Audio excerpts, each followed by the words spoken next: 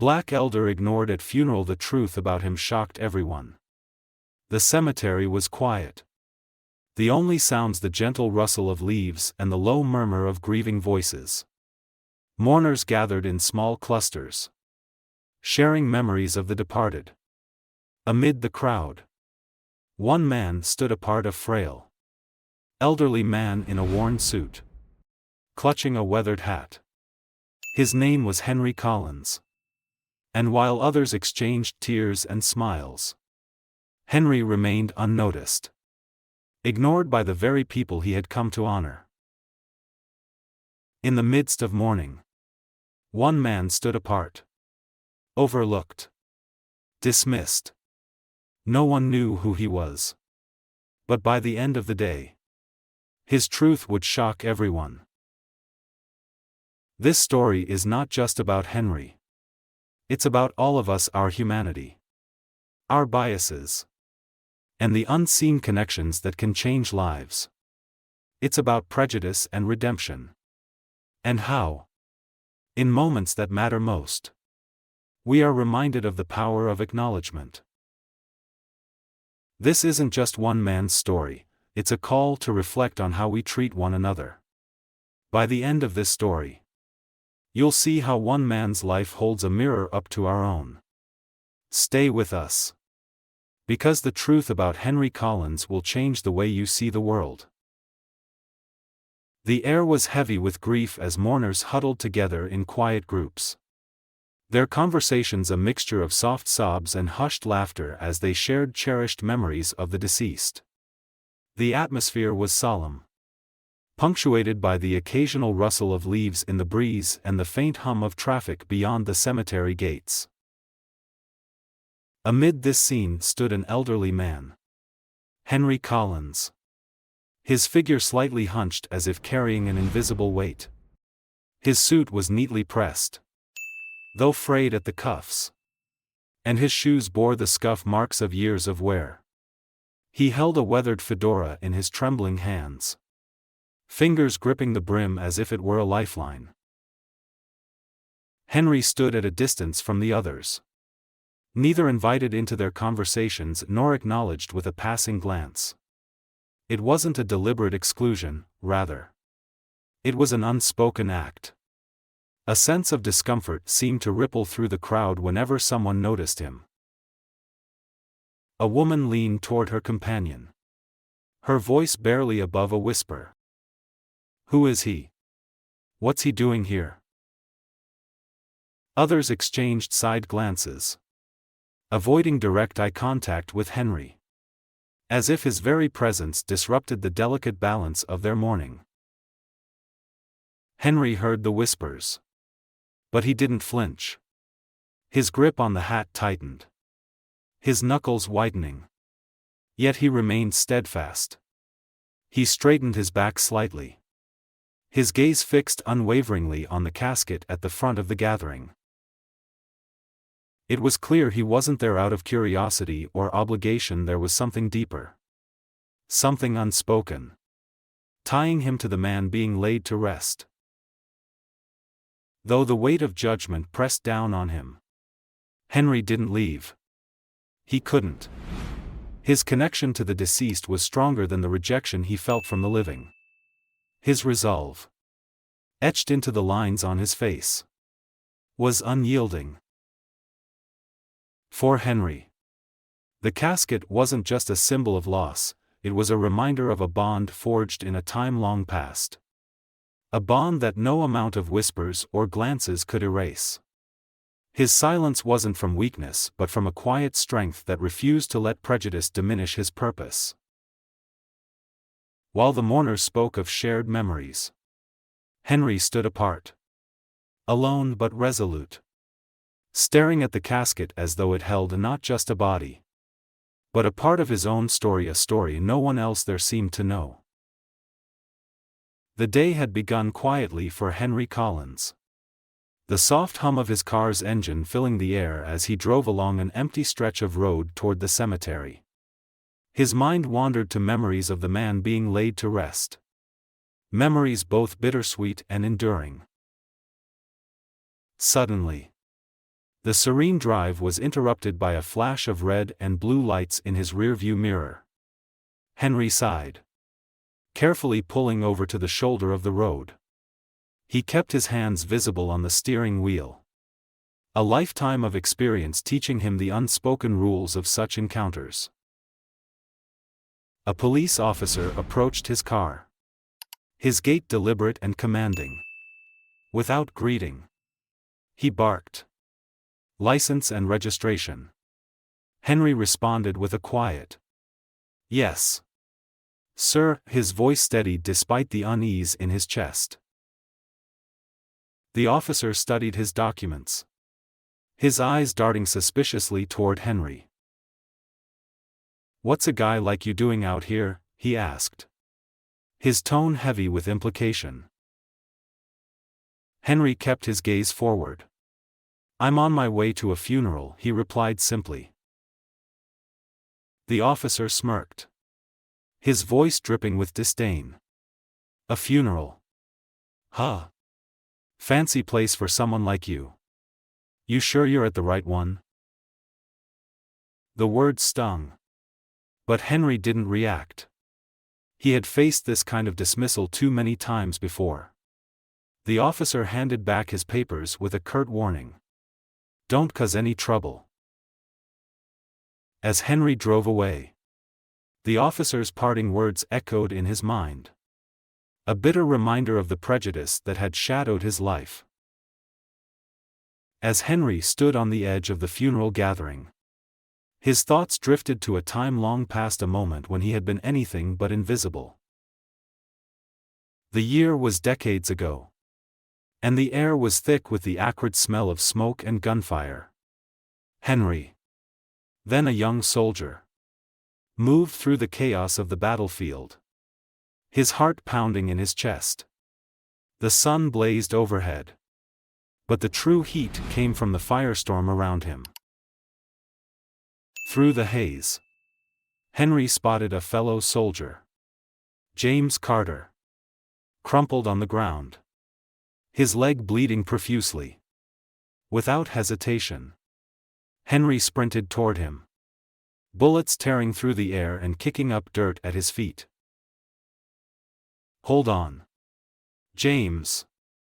I've got you," he shouted, gripping the wounded man under his arms and hoisting him onto his shoulders. The weight of James's body pressed down on him. But Henry didn't falter. He ran through the open field, fully exposed, as bullets whizzed past, some grazing his uniform. Pain shot through his arm as a round clipped him. But he didn't stop. With every step, the sounds of war grew louder, the deafening roar of explosions, the cries of injured soldiers. Yet Henry's focus remained unwavering. All that mattered was getting James to safety. Finally, he reached the cover of a makeshift medic station, gently lowering James onto a stretcher. Henry collapsed to his knees, his chest heaving. Blood from his own wound dripped onto the ground. But he waved off the medics who approached him. "Take care of him first," he insisted. Henry's bravery that day saved James's life. It was a moment etched into his memory, both for the physical pain and the deep bond it forged between them. As Henry stood at the funeral, those memories surged back with vivid clarity. He could still feel the scorching heat of the battlefield, the strain in his muscles as he carried James to safety, and the sting of the wound he'd sustained. He remembered the look in James's eyes when he came to, lying in a hospital bed. "You didn't have to do that," James had said, his voice weak but filled with gratitude. "Yes, I did," Henry had replied. "We were brothers out there." Those words had stayed with him, a reminder of a time when the color of his skin didn't matter, when his actions defined him, not the prejudices of others. Now, As he gazed at the casket, he wondered how many of the mourners knew that story. How many knew that James Carter, the man they were honoring, owed his life to someone they ignored? The whispers and glances of the funeral crowd stung. But they couldn't erase the truth. Henry wasn't there for recognition or thanks. He was there because of the bond he had shared with James. A bond forged in the most harrowing of circumstances. For Henry, this funeral wasn't just a farewell, it was a reckoning. A chance for the truth, buried for so long, to finally come to light. The funeral service began. The mourners taking their seats as the preacher stepped forward. His voice was steady and comforting, delivering heartfelt words about the deceased. James Carter, a man remembered as a pillar of the community. "We gather here today," the preacher said, "to honor a man who lived a long, full life. A man who touched so many with his kindness, his strength, and his unwavering love for his family and friends." Henry stood at the back, his hands clutching his hat, listening as the preacher spoke about James. He couldn't help but smile faintly when the preacher recounted James's accomplishments, his gentle nature, and his dedication to those around him. But then, the preacher's tone shifted. His voice grew more solemn, his words more deliberate. "Many of you may not know this," he began, pausing to let the weight of his words settle over the crowd. "But there is a story about James that speaks to the kind of man he was and the kind of men he was surrounded by." The crowd murmured, heads tilting in curiosity. Henry's breath caught, his grip on his hat tightening. During his time in the service, James found himself in grave danger. His life hung in the balance. And it was only through the bravery and selflessness of another man that he survived to come home and build the life we celebrate today. The tension in the air was palpable. The preacher scanned the crowd, his gaze landing on Henry. "That man is here with us today." Gasps rippled through the mourners as heads turned, searching for the person the preacher spoke of. Henry felt every eye land on him, the weight of their scrutiny bearing down like a heavy storm. The preacher's voice rang out again, clear and resolute. "Mr. Henry Collins, the man who saved James Carter's life, stands among us now. It is because of his courage that James was able to come home, to live, to love, and to leave behind the legacy we honor today." For a moment, there was silence, heavy, deafening silence. Then came the whispers, soft but urgent.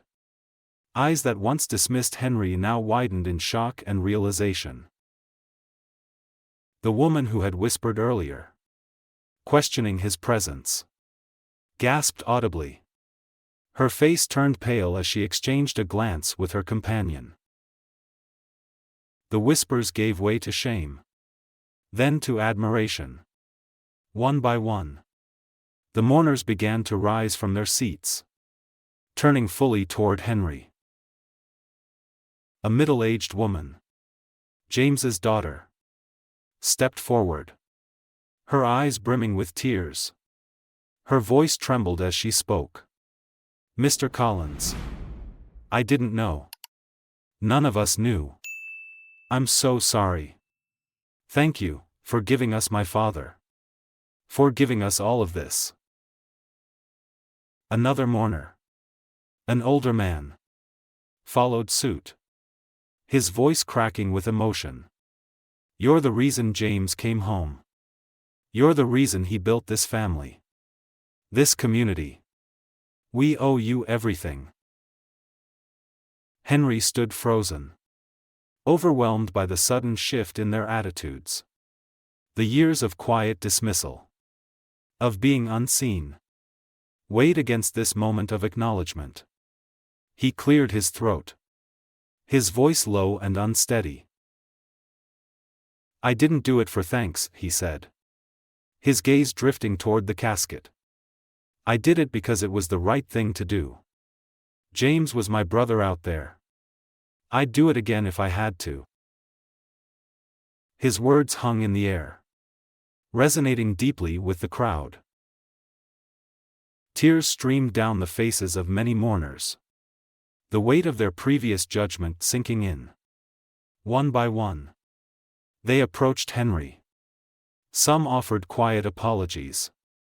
Others shook his hand, their grips firm with gratitude. The woman who had whispered about him earlier now stood before him, tears streaking her cheeks. She hesitated before wrapping her arms around him in a tight embrace. "Thank you," she whispered through her sobs. "Thank you for giving us him." For the first time that day, Henry felt truly seen. The judgment and rejection he had endured since his arrival melted away, replaced by warmth and connection. As the preacher concluded the service, he invited Henry to join the family at the front. They welcomed him not as a stranger, but as a part of James's legacy, a legacy that now belonged to all of them. Henry stood at the front of the gathering, his trembling hands clutching the brim of his weathered hat. The crowd watched him in complete silence, their faces reflecting a mix of respect, remorse, and admiration. Taking a deep breath, he began to speak, his voice low but steady. "I'm not a man of many words," he started, his eyes scanning the crowd. "But I'll do my best to share what's on my heart today." He paused, his gaze drifting to the casket. "James and I served together in a time when the world was divided, when people were judged not by their character but by their skin. Out there, in the chaos of war, none of that mattered. We weren't black or white, we were brothers. We depended on each other to survive." His voice grew stronger as he continued. "On the battlefield, I didn't see a man of a different color. I saw a friend, a brother, someone who deserved to live, to come home, to be with his family. And so, I did what I knew was right. I carried him when he couldn't carry himself. I would have done it for anyone, just as I know he would have done the same for me." Henry's expression softened, his voice tinged with sadness. "But the world outside the battlefield hasn't changed as much as I hoped it would. We still struggle to see past our differences, to see each other as human first. The whispers, the glances, they still happen. But today, something is different. Today, I see acknowledgement. I see change." He paused again, his voice thick with emotion. "What matters isn't where we come from or what we look like. What matters is how we show up for each other, how we choose to act, and how we choose to see one another. I hope we all take that lesson to heart." As Henry stepped back, his words hung in the air like a benediction. The crowd remained silent, moved by his quiet wisdom and the undeniable truth in his message. As the service concluded, mourners lingered near the casket, exchanging final farewells. This time, though, they included Henry Collins in their circle. Where there had been dismissive whispers and sidelong glances, there were now warm handshakes, heartfelt apologies, and genuine words of gratitude. James's daughter approached him again, her eyes soft with emotion. "Mr. Collins," she said, her voice trembling, "I can't thank you enough for what you did for my father. We're honored you're here with us." For the first time in years, Henry felt a sense of belonging. The weight of years of invisibility, of being overlooked and dismissed, seemed to lift. These people, who had once treated him as an outsider, now saw him for who he truly was, not just a man, but a part of the story they all shared. As the family waved goodbye, Henry walked to his car. The afternoon sun casting golden light over the cemetery. He sat behind the wheel for a moment, staring at the rearview mirror, where the crowd was slowly dispersing. The day's events played over in his mind, the whispers, the judgment, and finally, the acknowledgement. He thought of the countless moments in his life when his contributions had been ignored, his sacrifices forgotten. But today, something had shifted. Starting the engine, Henry drove down the long, winding road away from the cemetery. His eyes glistened as he whispered to himself, "Rest easy, brother. Maybe this time, they'll remember what matters." The sun dipped lower on the horizon, its golden glow illuminating the road ahead. For the first time in a long while, Henry felt hope that the truth he carried for so many years had finally been seen, and that it would not be forgotten. As the sun sets over the cemetery, this story leaves us with more than just a powerful memory. It's a reminder of the quiet, often unnoticed acts of prejudice that occur in everyday life, the whispered judgments, the dismissive glances, the silence that speaks louder than words. Henry Collins experienced a lifetime of invisibility. His contributions overlooked, his humanity dismissed. But today, his truth was finally seen. It shouldn't take extraordinary revelations or final goodbyes for us to recognize the worth of those around us. This isn't just Henry's story, it's a reflection of our own world. A world where assumptions can blind us to someone's value. A world that too often forgets the sacrifices and humanity of those who don't fit into the boxes we create. Unity, acknowledgement, and compassion, they're not just ideals, they're choices we make every day. And those choices matter.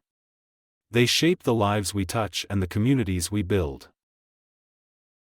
Let's not wait for another funeral to open our eyes. Let's choose to see each other now. To listen. To recognize the quiet heroes among us. Because it's in those small acts of kindness and understanding that we truly change the world. As Henry drives away, the golden light of the setting sun bathes the road ahead. A symbol of hope for a better future. The camera lingers on the empty cemetery, its stillness a poignant reminder of the day's lessons. The screen fades to black, leaving the audience with one final thought. See each other. Respect each other. Be better, because the world is watching. And the change starts with us.